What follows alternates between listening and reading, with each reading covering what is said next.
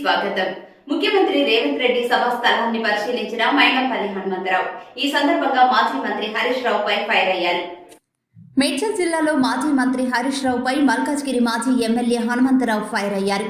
ఇంకా అధికారంలోనే ఉన్నామని భ్రమతో ఇష్టానుసారంగా మాజీ మంత్రి హరీష్ రావు మాట్లాడుతున్నారని ఆగ్రహం వ్యక్తం చేశారు. ఎన్నికల తర్వాత మాజీ మంత్రి హరీష్ రావు చేసిన అక్రమాలకు చిట్టా విప్పుతామన్నారు. మల్లన్న సాగర్ కుంభకోణంలో బినామీల పేర్లతో పాస్బుక్లు సృష్టించి మాజీ మంత్రి రిజిస్ట్రేషన్ చేసుకున్నారని ఆరోపించారు.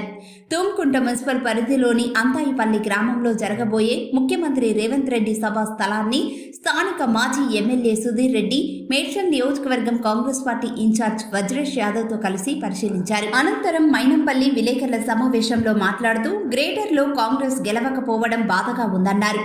మంచి చేస్తారని నమ్మి ప్రజలు టీఆర్ఎస్ కు ఓటు వేసి మోసపోయారన్నారు. గెలిచిన టీఆర్ఎస్ ఎమ్మెల్యేలు నియోజకవర్గంలో తిరగడమే మానేశారన్నారు. మల్కాజ్గిరి ఎంపీగా పోటీ చేస్తున్న ఒక మహిళను ఢిల్లీకి పంపించాలని ప్రజలను కోరారు. ఎంపీగా గెలిపిస్తే అభివృద్ధి చేయించే పూర్తి బాధ్యత మాదేనన్నారు. ఎంపీని గెలిపించుకుంటే అభివృద్ధి చేసి చూపిస్తా అని సీఎం రేవంత్ రెడ్డి కూడా మాట ఇచ్చారన్నారు.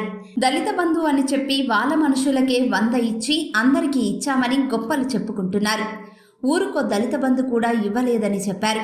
సోనియా గాంధీ తెలంగాణ ఇచ్చిన తర్వాత టీఆర్ఎస్ పార్టీని కాంగ్రెస్ లో విలీనం చేస్తానని చెప్పి మోసం చేశారని గుర్తు చేశారు. టీఆర్ఎస్ అధికారంలో ఉన్నప్పుడు ఇప్పటి సీఎం రేవంత్ రెడ్డిని చాలా ఇబ్బంది పెట్టారన్నారు. కాంగ్రెస్ ఎమ్మెల్యేలు 24 మంది టచ్ లో ఉన్నారంటున్నారని దొంగ మాటలు చెబుతున్నారన్నారు. కానీ టీఆర్ఎస్ ఖాళీ అవుతుందన్నారు. అన్ని మతాలను గౌరవించే పార్టీ కాంగ్రెస్ పార్టీ అన్నారు.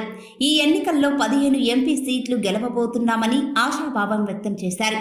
ఈ కార్యక్రమంలో సీనియర్ నాయకుడు నక్క ప్రభాకర్ గౌడ్, కౌన్సిలర్ మధుసూదన్ రెడ్డి, మాజీ జెడ్పీటీసీ బాలేష్, తుమ్కుంట మున్సిపాలిటీ అధ్యక్షులు జైపాల్ రెడ్డి, నాయకులు మహిపాల్ రెడ్డి తదితరులు పాల్గొన్నారు. ఏమైనప్పటికీ కూడా దళిత బంధు అని చెప్పి ఒక్క కాన్స్టిట్యున్సీలో మినిమం 200 గ్రామాలు ఉంటాయి. 100 దళిత బంధులు ఇచ్చి హరీష్ రావు అంటున్నాడు దళిత బంధు ఇచ్చినామని. ఇవన్నీ ప్రజలు గమనిస్తున్నారు. అంటే కొందరు ఏం చెప్తున్నారంటే వాళ్ళ కార్యకర్తలకి ఇచ్చిరని చెప్పి.